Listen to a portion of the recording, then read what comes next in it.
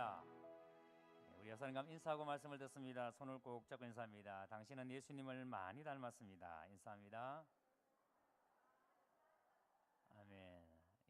예수님 닮았다 그러니까 기분이 좋지 않습니까? 여러분들은 예수님을 많이 닮으셨습니다. 목회하면서 이런 생각을 가끔씩 한 적이 있습니다. 우리가 다 동일한 하나님을 믿고 있는데, 그런데 하나님을 믿고 그 하나님을 알아가는 방식은 참 많이 다르다라는 생각을 합니다. 어떤 사람은 기도를 해도 굉장히 이렇게 뜨겁고 열정적으로 막 큰 소리를 지르면서 기도하시는 분이 있는 반면에, 또 어떤 분은 조용하게 묵상으로 또 그렇게 하나님께 나아가는 분도 있습니다. 찬송 드린 것만 보더라도 어떤 사람은 그냥 막 온몸을 다해서 온 힘을 다해서 박수치고 이렇게 찬양을 드려야 찬양하는 것처럼 느껴지고 그런 분이 있는 반면에, 어떤 분은 조용하게 찬양 부르는 분이 계십니다. 우리가 이렇게 사람마다 보면은 다 하나님을 알아가는 방법들이 참 많이 다르다는 것을 우리가 보게 됩니다. 그리고 또 어떤 분은 신앙생활 하시면서 교회 일에 적극적으로 참여하시고 여러 가지 교회 일에 이렇게 활동을 하시기도 하지만, 또 어떤 분은 조용히 그냥 교회를 다니시는 분도 계십니다.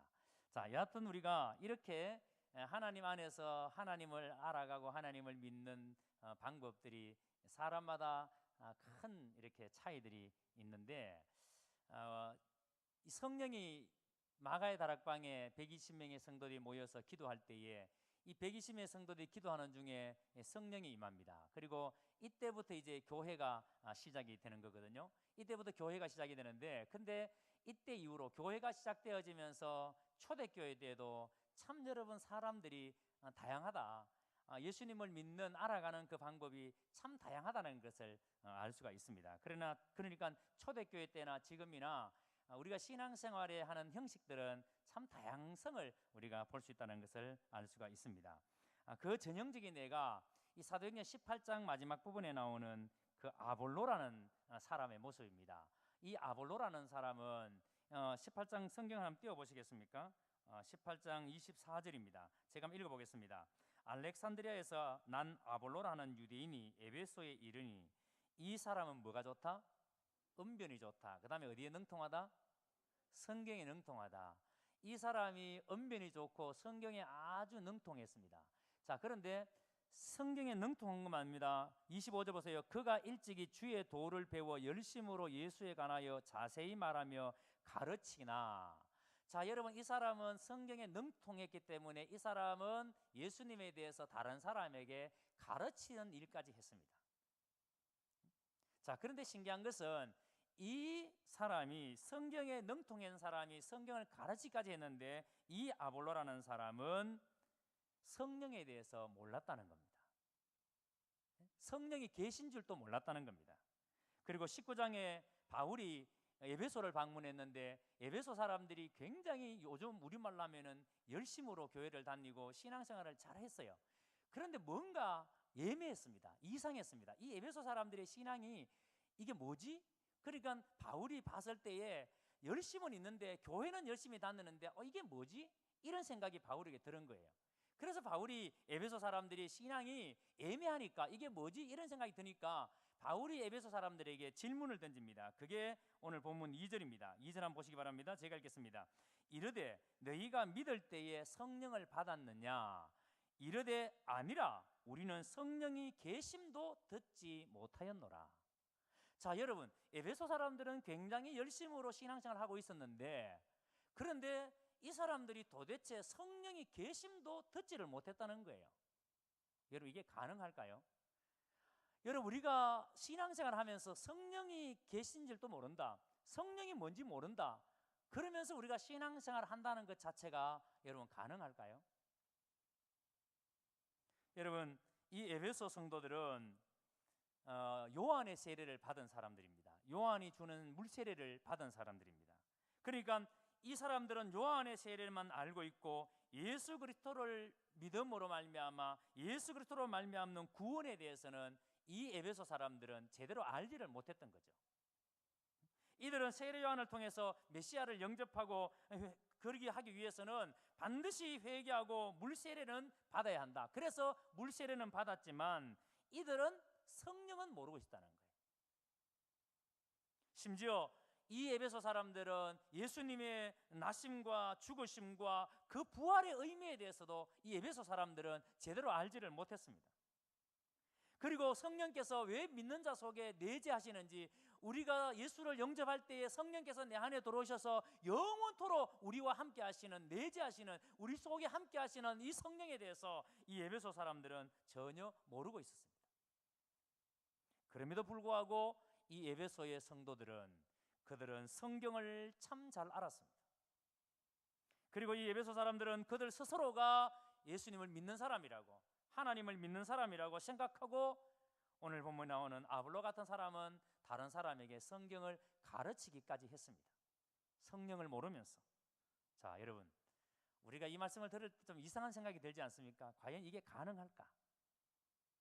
과연 우리가 성령을 모르면서 우리가 예수를 믿는다는 게, 우리가 구원을 얻는다는 게 가능할까? 여러분, 어떻게 성령을 모르는 사람이 예수님을 믿고 다른 사람에게 성경을 가르칠 수가 있을까요? 여러분, 성령을 모르는 사람이 단지 물세례를 받았다고 해서 그것이 크리스찬이다 이렇게 말할 수 있는가? 이게 참 여러분, 그래서 애매한 겁니다. 내가 세례를 받았기 때문에 나는 크리스찬이다 이렇게 말할 수 있는가? 저는 오늘 이 말씀을 통해서 우리도 이럴 수 있음을 상기시키려고 합니다. 제가 몇 주 전부터 계속 성부에 대해서 말씀을 드렸고, 그리고 지난주까지는 성자에 대해서, 예수님에 대해서 말씀을 드렸습니다. 그리고 오늘은 성령에 대해서 이제 말씀을 합니다. 우리가 성경의 지식은 가득하고 내가 교회 다니는 횟수는 굉장히 많이 있지만 우리도 이 아볼로처럼, 에베소 사람처럼 성령을 모를 수가 있습니다. 여러분, 아무리 우리가 교회를 근성으로 다녀도, 아무리 여러분 교회를 대충 다녀도 이 자리에 있는 여러분들 중에 성령에 대해서 단 한 번도 듣지 못했다, 나는 성령을 들은 적이 없다 라고 말할 수 있는 사람 없을 거예요. 성령에 대해서 다 들어보셨습니다. 심지어는 우리 가운데는 성령에 대해서 구체적으로 공부도 해보신 분이 계실 거예요. 자, 이론적으로 성령에 대해서 모르는 게 아니에요. 이론적으로 성령에 대해서 잘 압니다. 성령이 누구신지, 성령이 무슨 일을 하시는지 그 성령에 대해서 너무나 잘 알고 있습니다. 그러나 실제로 성령의 사역, 성령께서 내 안에서 어떻게 역사하고 계시는지를 확인하지 못하는 사람이 많다는 겁니다. 성령이 지금 내 안에서 어떻게, 이 성령께서 내 삶을 지배하고 있는지, 내 삶을 다스리는지를 확인하지 못하는 사람은 굉장히 많을 수 있다는 겁니다. 내 안에 성령의 역사가 무엇인지를 확인하지 못하고 우리는 에베소 사람들처럼 얼마든지 성경을 가르칠 수 있습니다. 요즘 말로 하면은 성가대도 할 수 있고 주일학교 교사도 할 수 있고, 모든 직분을 다 세례를 받으면 자격이 주어지니까 다 받을 수 있습니다. 목사도 할 수 있고 장로도 할 수 있고 권사도 할 수 있고, 그게 세례가 기준이 되니까. 그래서 세례를 받은 사람은 모든 직분을 다 가질 수 있기 때문에, 그래서 여러분, 우리는 얼마든지 성령을 모르면서, 내 속에 성령이 얼마나 역사하신지 알지 못하면서 얼마든지 우리는 직분을 가지고 일할 수 있습니다. 그리고 어떤 면에서는 그 사람의 됨됨이, 여러분, 믿음은 없지만 기본적인 성품이 좋아서, 그래서 사람들로부터 인정받고 좋은 말들로 사람들에게 유익을 주고 덕을 끼치는 아름다운 삶을 살 수도 있습니다. 성령이 없이도. 그러니까 여러분, 교회 바깥에 가면은 교회 안 다니는 사람보다 정말 훌륭한 사람이 참 많습니다. 만나보면은 거짓말하지 않고 바르게 하려고 하는 사람들이 얼마나 많은지 몰라요. 오히려 교회 다니는 사람이 더 아픔을 주고 더 고통을 주는 사람들이 많습니다. 여러분, 성령이 없이도 얼마든지 세상에서는 착하게 사는 사람이 있어요. 교회 안에서 성령이 없어도 얼마든지 도덕적으로 착하게 살 수가 있습니다. 분명히 에베소 교인들은 요한으로부터 물세례를 받았습니다. 요한으로부터 다 세례를 경험한 사람들입니다. 요즘 말로 하면은 물세례를 받았기 때문에 교인의 권리를 다 행사할 수 있다는 겁니다. 자, 그래서 바울은 오늘 본문에 보면은, 바울은 자기가 만난 이 에베소 사람들에게 성도의 가장 근본적인 문제가 뭔가, 이 에베소 사람들을 만나보니까, 이 에베소를 방문하면서 이 사람들을 만나보니까 이 사람들이 분명히 예수님을 믿는다 그러고 신앙생활을 한다고 말하는데 너무 애매하니까, 이 사람들의 믿음이라는 게 뭐지? 이 사람들이 도대체 신앙이라는 게 뭐지? 애매하니까, 그래서 너희가 믿을 때에 성령을 받았느냐 물으니까 2절에 이 사람들의 대답이 우리는 성령에 대해서 계심도 알지 못한다. 그러니까 여러분, 바울은 이것이 심각하구나. 도대체 이 사람들이 믿는다는 게 뭔가, 이 사람들이 도대체 믿고 있는 게 뭔가. 그래서 바울은 이 사람들에게 더 구체적으로 체계적으로 예수님에 대해서 설명을 합니다. 4절을 봅니다. 바울이 이르되 요한이 회개의 세례를 베풀며 백성에게 말하되 내 뒤에 오시는 이를 믿으라 하였으니 이는 곧 예수라 하거늘. 여러분, 여기에서는 이 본문이 이렇게 짧게 한 절로 기록되어 있지만 바울은 이 에베소 사람들에게 이 예수님에 대해서 하신 일, 예수님이 왜 오셨는가, 예수님 무슨 일을 하셨는가, 예수님께서 왜 고난을 당하셨는가, 예수님이 왜 십자가에 지셨는가, 왜 죽으셨는가, 왜 예수님은 다시 사셨는가에 대해서 바울은 에베소 성도들에게 체계적으로 구체적으로 가르쳤습니다. 이야기했습니다. 자, 여러분, 이렇게 가르치니까 이 말씀을 들은 에베소 사람들이 요한의 세례만 알고 있었는데, 요한의 세례가 자기들의 구원의 증거라고 생각하고 있었는데, 그런데 이들이 예수님에 대한 얘기를 다시 듣고 난 다음에 오늘 본문에 보니까 5절에 보세요. 그들이 듣고 주 예수의 이름으로 세례를 받으니, 세례를 다시 받았습니다. 분명히 이들은 요한의 세례를 받았는 사람들인데 그들이 듣고 주 예수의 이름으로 세례를 받으니, 바울이 그들에게 안수하며 성령이 그들에게 임하심으로 방언도 하고 예언도 하니라고 말씀을 합니다. 여러분, 이들이 요한의 세례만 알고 있던 이 사람들이 예수 그리스도를 믿고 그 이름으로 세례를 받았습니다. 자, 그런데 우리가 여기서 눈여겨봐야 될 게 있습니다. 이렇게 이제 요한의 세례만 알고 있던 에베소 사람들이 바울의 말을 듣고 예수님을 만났고 믿었고 그리고 세례를 다시 받았습니다. 그런데 이 바울이 이 사람들에게 안수하니까, 세례하고 안수하니까 이들에게 성령이 임했는데 어떻게 임했습니까? 방언도 하고 예언도 했습니다. 자, 방언도 하고 예언을 했습니다. 자, 그런데 여러분, 이 방언도 하고 예언을 하는 것은 초대교회 때에는 이게 여러분 오늘날처럼 이런 게 아니라 굉장히 흔한 일이었습니다. 초대교회 때는 심지어는 여러분, 사도들이 기도하면은 바울이 기도할 때에 죽은 자가, 유두고라는 청년은 창에서 떨어져 졸다가 말씀 듣다가 졸다가 떨어져 죽었을 때 바울이 기도하니까 살아나지 않았습니까? 베드로도 그런 일을 이루지 않았습니까? 여러분, 초대교회 사도들은 굉장한 능력과 기적을 많이 베풀었습니다. 자, 그러면 여러분, 우리가 이렇게 질문할 수 있습니다. 성령을 받았다는 증거로, 내가 성령을 받았습니다. 성령 받은 증거로 과연 방언도 하고 예언도 하고 이런 기적이 일어나는 것이 성령을 받은 증거가 될 수가 있는가? 될 수가 있습니다. 그러나 또 다른 질문, 그러면 내가 성령을 받았는데 방언도 못하고 예언도 못하고 기적도 못 봅니다. 그러면 성령을 받지 않은 것인가? 어떨까요? 성령 받은 사람은 다 방언을 해야 하고 예언을 해야 하고 이런 기적들이 일어나야 하는가? 여러분, 지금도 이렇게 가르치는 사람이 있습니다. 지금도 성령을 받았다면 방언을 해야 하고 기적을 할 수 있어야 한다. 그게 성령 받은 증거다, 그게 구원받은 사람의 증거다라고 가르치는 사람들이 있습니다. 하지만 여러분, 정말 이렇게 주장하면 그것은 성령을 부인하는 것입니다. 왜냐하면 성령의 체험은 여러분 이러한 방식으로만 우리에게 주어지는 게 아니에요. 하나님께서 우리에게 성령을 주실 때에 이러한 방식으로만 주시는 게 아닙니다. 하나님께서 성령을 아는 길은 방언이나 예언을 통해서만 열어놓으신 게 아니에요. 방언이나 예언을 통해서만 열어놓은 게 아니라 하나님은 우리에게 성령을 아는 길을 더 분명하고 더 은혜스러운 방법을 주셨는데 그게 바로 여러분 성경이에요.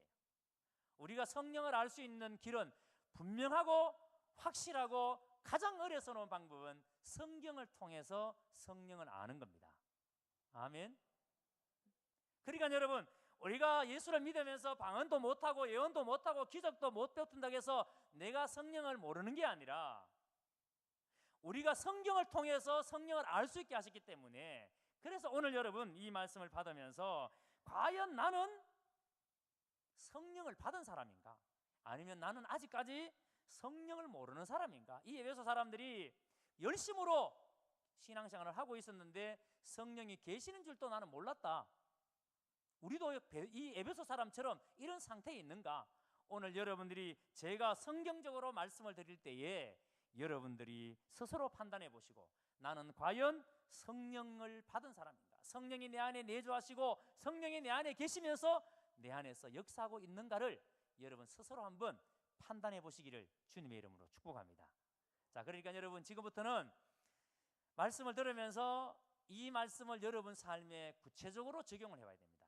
과연 오늘 말씀을 내 삶에 적용해 보니까 나는 성령을 받은 사람이구나. 성령이 내 안에 지금 내주해 계시는구나. 아니구나. 나는 아직까지 성령을 받지 못한 사람이구나. 여러분 스스로 한번 깨달아 보시기를 바랍니다. 자, 첫 번째입니다. 어떻게 우리가 성령을 받은 사람인가 아닌가를 우리가 성경을 통해서 알 수 있는가? 첫 번째는 신앙생활을 시작한 사람이라면 이미 성령을 받은 사람입니다. 신앙생활을 시작한 사람. 자, 그런데 여기서 우리가 눈여겨봐야 될 게 있습니다. 신앙생활을 시작한 사람, 여기서 말하는 시작한 사람은 시작은 무엇을 가리키는 거예요?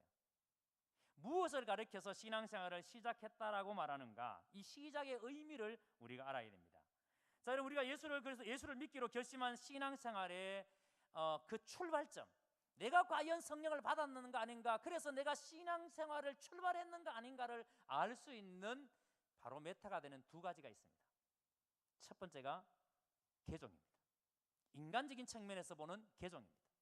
여러분 개종 그러면은 종교를 바꾸는 것처럼 생각되지만 뭐 천주교 다니는 사람이 기독교로, 아니면 불교 다니는 사람이 기독교로 이런 걸 가지고 개종이라고 생각하지만, 여기서 말하는 개종은 그게 아니에요. 개종이라는 것은 내가 지금까지 죄에게 억눌려서 죄의 지배를 받고 있었는데, 그런데 이제는 죄의 지배를 받는 것이 아니라 죄를 완전히 포기하고 하나님께로 돌아서는 것, 이게 개종이에요. 죄를 포기하고 하나님께로 돌아서는 것. 자, 그러니까 나는 언제 나를 지배하던 이 죄를 내가 포기하고 내가 하나님께로 돌아섰는가? 내가 하나님께로 돌아선 적이 있는가? 내가 지금까지 죄의 권세 아래 죄의 지배를 받으며 살았는데 내가 언제 이걸 돌아서고 내가 하나님께로 돌아섰는가? 이것이 있는 사람은 신앙생활을 시작한 사람이에요. 이게 확실해야 신앙생활을 출발한 사람이에요. 그러니까 여러분 인간적인 측면에서 신앙생활의 출발은 회개가 필수적입니다. 회개했는가? 이 죄 문제에 대해서 철저하게 하나님 앞에 회개한 적이 있는가? 회개한 적이 없다면 아직까지 신앙생활을 출발하지를 못했습니다. 이해가 되십니까? 그냥 여러분 교회를 다니는 거지 신앙생활을 시작한 건 아닙니다. 그리고 이 회개와 함께 나 자신을 완전히 하나님께 의뢰하는 믿음이 있어야 신앙생활을 시작했다라고 말할 수가 있습니다. 이게 여러분 신앙생활의 출발입니다. 이 사람이 바로 성령이 내재한 사람, 성령이 그 안에 이미 임해 있는 사람입니다. 다음에 두 번째입니다. 신앙생활의 출발을 하나님 편에서 볼 때, 인간 편에서 볼 때는 중생이지만, 인간에서 볼 때는 개종이지만 하나님 편에서 볼 때는 중생입니다. 이걸 거듭남이라 그러죠. 거듭남. 이 중생이라는 것은 겉모양을 바꾸는 걸 말하는 게 아니에요. 남자가 여자가 되고, 뭐 키 작은 사람이 키가 커지고, 못난 사람이 잘나지고, 이런 게 이게 거듭남이 아니에요. 거듭남이라는 말은 하나님의 생명 에너지가 내 안에 주입되어서 나의 속사람이 완전히 새로운 것으로 바뀌어지는, 내 속사람이 완전히 바뀌어지는 제2의 창조 작업이 바로 중생입니다. 그래서 바울은 이것을 가리켜서 이전 것은 지나갔으니 보라 새 것이 되었도다. 이전 것은 지나간 것, 이전에 이경우라는 사람은 완전히 지나가고 내 안에서 하나님께서 제2의 창조, 완전히 새로운 사람으로 만들어내는 그 작업이, 그게 중생이에요. 여러분 이 중생이 바로 우리의 신앙생활의 출발입니다. 시작입니다. 이러한 사람은 그 안에 성령이 이미 내재한 사람입니다. 자, 그래서 과연 중생에 대해서, 중생과 관련해서 반드시 우리가 알아야 될 두 가지가 있는데, 이 중생이라는 것은 우리가 예수님을 믿기 위해서는 이 중생의 작업이 없이는 아무도 예수님을 믿을 수가 없다는 거예요. 중생이 없이, 즉 거듭남이 없이 예수를 믿을 수 없다는 겁니다. 아무도. 그 다음에 또 하나는 이 중생의 작업은 사람의 힘으로는 절대 불가능하다는 겁니다. 이 중생은 오직 성령의 능력으로만, 성령의 힘으로만, 하나님의 은혜로만 가능한 겁니다. 그래서 여러분, 구원은 우리 편에서 아무것도 내어놓을 것이 없는, 자랑할 것이 없는, 그래서 신앙은 깊어지면 깊어질수록 겸손해질 수밖에 없어요. 신앙심이 깊어지면 깊어질수록 하나님 앞에 고개를 들 수가 없어요. 늘 울어도 눈물로서 못 갚을 줄 알아. 몸밖에 드릴 것 없어 이 몸 드립니다. 신앙이라는 것은 깊어지면 깊어질수록 내가 얼마나 큰 죄인인가를 깨닫기 때문에, 그래서 바울은 자기를 하나님 앞에 세우면서 날마다 죽는다 그러면서 나는 죄인의 캐스로소이다, 나는 죄인의 캐스로소이다, 그렇게 고백하지 않습니까? 자, 그래서 여러분, 오늘 이 말씀을 우리가 구체적으로 이해하기 위해서 오늘 본문에서 말하는 요한의 세례와 예수님의 세례를 우리가 알아야 합니다. 도대체 그러면 요한의 세례의 의미가 뭔가? 오늘 본문 2절 이하를 다시 봅니다. 이르되 너희가 믿을 때에 성령을 받았느냐? 이르되 아니라 우리는 성령이 계심을 듣지도 못하였노라. 바울이 이르되 그러면 너희가 무슨 세례를 받았느냐? 대답하되 요한의 세례니라.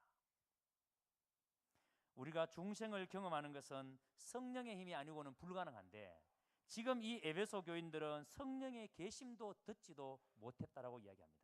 그러면서도 불구하고 이들은 믿는다고 생각하고 있었습니다. 그럼에도 불구하고 이들은 지금 열심히 하나님 안에서 살고 있다고 생각했습니다. 여러분, 사도행전 18장 24절 이하에 오늘 봤던 것처럼 아볼로라는 이 사람이 주의 도를 알고 있고 예수에 가는 것을 알고 있음에도 불구하고 이 사람도 요한의 세례만 알 따름이라. 요한의 세례만 알 따름이라. 여러분, 그렇다면 요한의 세례가 도대체 뭔가? 요한은 자신의 세례가 뭔지에 대해서 정확하게 이야기했습니다. 마태복음 3장 11절에서 12절에 우리 한번 같이 읽어봤으면 좋겠습니다. 같이 읽겠습니다. 시작. 자, 거기까지. 나는 너희로 뭐하게 하기 위하여? 회개하게 하기 위하여, 회개하게 하기 위하여 물로 세례를 베풀거니와. 나는 너희로 회개하게 하기 위하여 물로 세례를 베풀거니와. 여러분, 지금 요한은 자신이 주는 세례가 어떤 의미가 있는지를 설명합니다. 내가 너희에게 주는 세례는 너희로 회개하게 하기 위하여, 회개하게 하기 위하여. 그러니까 요한의 세례는 그 자체가 구원을 이루는 것일 수 없다는 말이에요. 회개할 수 있도록 돕는 역할을 하는 것이 요한의 세례의 의미입니다. 여기 있는 이경호 목사가 여러분들에게 세례를 줄 때에 그 세례의 의미는 내가 세례를 받았다고 해서 그것이 나의 구원의 증거가 절대 될 수 없다는 말이에요. 나는 세례 받았으니까 천국 갑니다. NO! 요한의 세례의 의미는 절대 요한의 세례를 받았다고 해서, 요한의 세례를 줬다고 해서 그 세례가 구원 자체일 수가 없다라고 요한 스스로가 밝힙니다. 요한이 세례를 주는 의미는 세례를 바로 여러분 구원을 막기 위해서, 준비하기 위해서, 그래서 구원을 간절히 바라는 마음, 구원의 필요성을 느끼는 그 마음, 세례를 받음으로 말미암아 그 구원에 대한 그 기대, 그 간절함, 그 사모함, 그것이 더 커지는 거죠. 그것이 요한이 주는 세례의 의미라는 겁니다. 이해가 되십니까? 그러니까 요한의 세례는 이것 자체가 구원을 얻었다라고는 할 수 없다는 거예요. 요한의 세례를 받았다고 구원 얻었습니다, 이렇게 말할 수 없다는 거예요. 그런데 여러분, 예수님의 세례는 요한의 세례와 다른 게 뭐냐면, 예수님의 세례는 그 세례 자체가 구원입니다. 예수님이 주시는 세례는 그 세례 자체가 구원입니다. 예수님의 세례는 성령이 하시는 사역입니다. 그래서 예수님의 세례는 우리를 중생케 하는 세례입니다. 우리를 거듭나게 하는 세례입니다. 그래서 마태복음 3장 12절에 손에 키를 들고 자기 타작마당에 정하게 하사 알곡은 모아 곡간에 들이고 쭉정이는 꺼지지 않는 불에 태우시리라. 요한이 세례에 대해서 이야기하면서 예수님의 세례에 대해서 이렇게 이야기합니다. 손에 키를 들고 내 뒤에 오시는 이는 나보다 능력이 많으신 분인데 그분이 세례를 줄 때는 불과 성령으로 주신다. 그분은 손에 키를 들고 자기의 타작마당을 정하게 하사 알곡을 모아 곡간에 들이고 쭉정이는 꺼지지 않는 불에 태우신다. 이게 무슨 의미입니까? 예수님의 세례는 지금 확연히 구별된다는 거예요. 지금 예수님의 세례는 하나님 앞에 인정받는 알곡이냐 아니면 심판을 받는 쭉정이냐 그 즉시 분리된다는 거예요.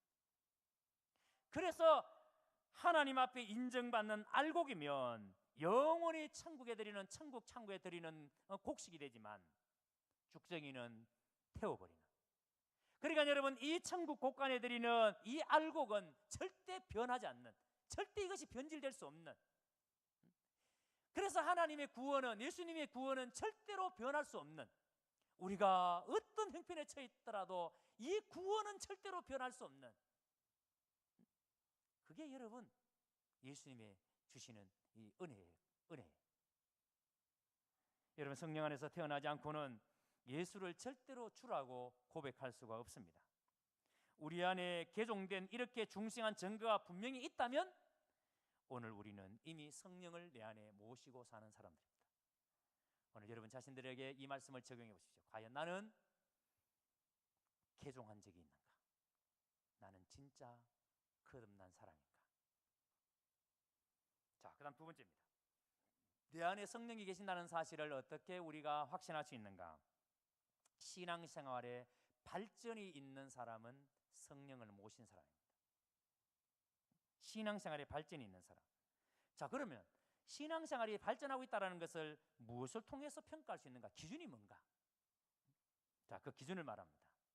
첫 번째는 성결생활을 들 수 있습니다. 성결생활. 예전에 비해서 나의 생각, 나의 가치관이 얼마나 복음적으로, 얼마나 바뀌어졌는가? 내가 이전에 좋아하던 거, 내가 이전에 정말 거기에 몰입하고 빠져들던 좋아했던 것들에 대해서 내가 얼마나 변화가 일어났는가? 그래서 내 안에서 생활의 전반의 변화가 일어남으로 말미암아서 내 삶의 자체가, 예를 들어서 내가 잘못을 저질렀을 때 전에는 뭐 좀 잘못해도 내 잘못을 인정하는 일도 없고 잘못했다는 말도 못하고 그러지만, 그러나 이제는 내가 잘못하면 내가 잘못했습니다, 내가 잘못했습니다. 그리고 그 잘못을 하나님 앞에 가지고 나와서 말씀으로 지적을 받을 때에, 말씀이 그 나의 잘못을 지적할 때에 내가 잘못했습니다, 솔직하게 말씀 앞에 회개하고 그 죄를 하나님 앞에 고백하고, 그래서 그런 죄가 지적될 때마다 견딜 수 없는 아픔으로 회개의 자리에 나가는 사람이라면 그 사람은 지금 생활에 변화, 발전이 있는 사람입니다. 여러분들이 오늘도 말씀을 들으면서 죄가 지적될 때에 이 죄를 하나님 앞에 진실하게 토스를 하고, 맞습니다 하나님, 내가 바로 그 사람입니다. 다윗이 나단으로부터 자신의 죄를 지적받았을 때에 다윗이 훌륭한 것은 그런 거죠. 솔직하게 자신의 잘못을 인정하고, 맞습니다, 내가 바로 그런 사람입니다.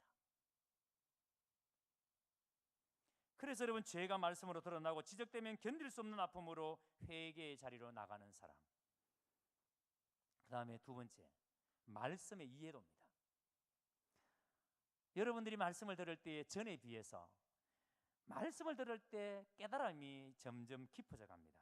말씀을 들을 때 기쁨도 생기고, 말씀을 들을 때 더 듣고 싶은 충동이 막 일어납니다. 그리고 그 말씀이 나의 삶을 지배하고 그 말씀이 나의 삶에 영향을 미치기 시작합니다. 전에는 말씀을 들으면 괜히 그냥 아유, 오늘 왜 설교가 왜 이렇게 길어? 아유, 오늘 설교가 왜 이래?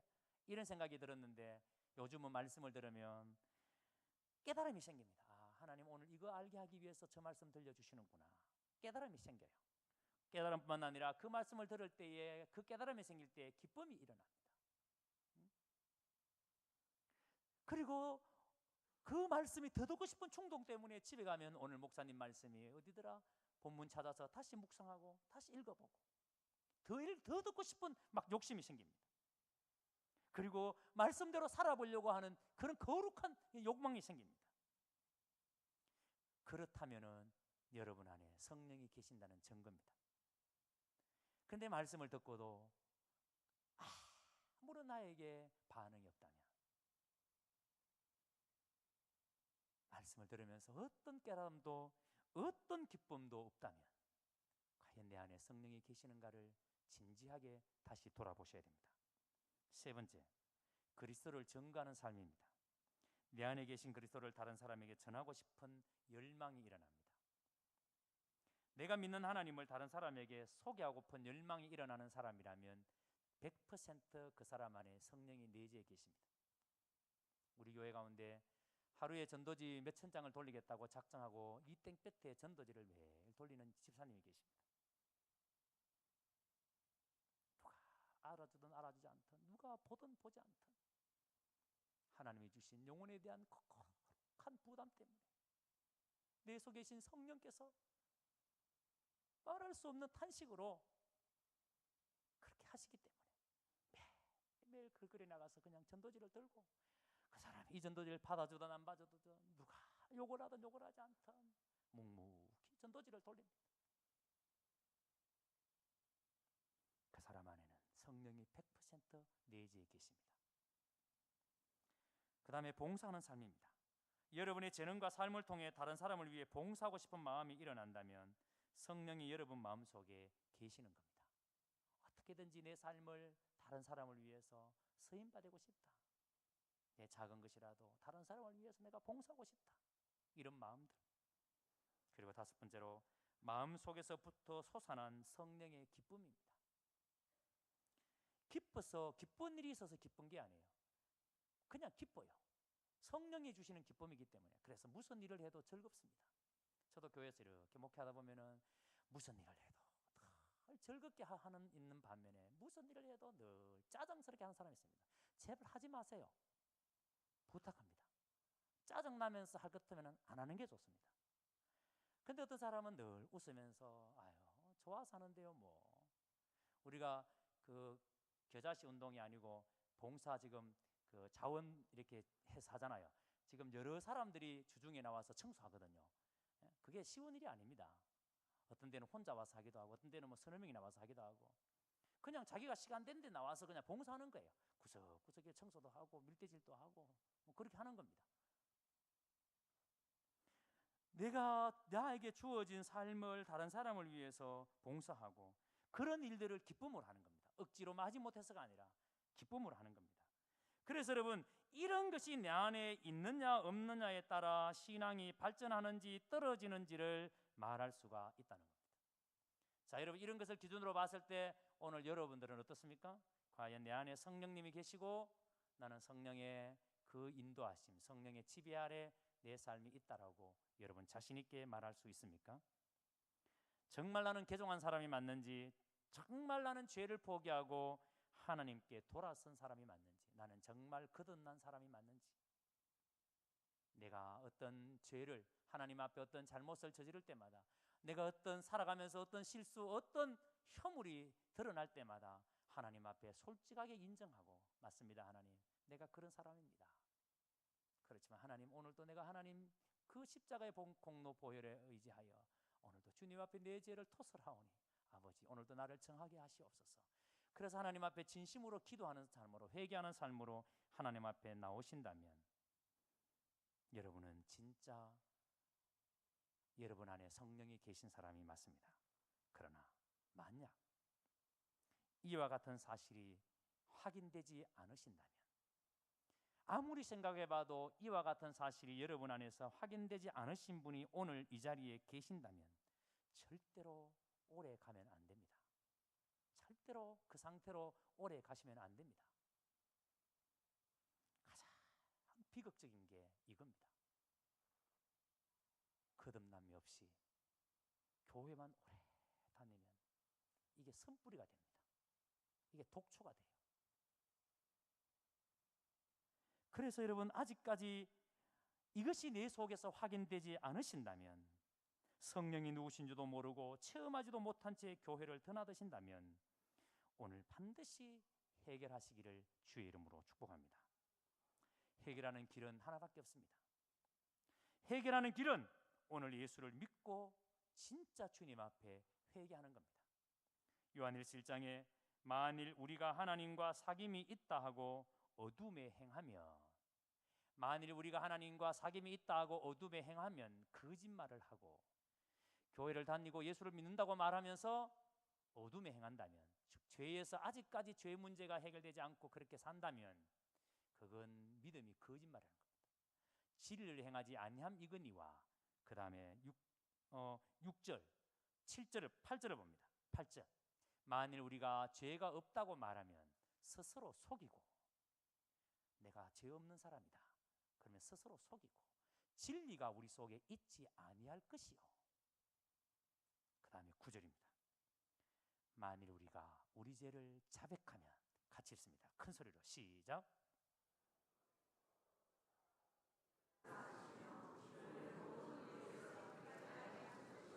아멘. 만일 우리가 우리 죄를 자백하며, 그가 누구예요? 그가 누구예요? 주님이십니다. 주님은 미쁘시고 의로우시기 때문에 주님은 우리의 모든 죄를 사하시고 우리를 모든 불의에서 깨끗게 하십니다. 우리가 이 주님을 온전히 믿으시기를 주의 이름으로 축복합니다. 아무리 생각해봐도 아직까지 나는 내 안에 성령이 안 계시는 것 같아. 다른 사람에게 말할 필요 없어요.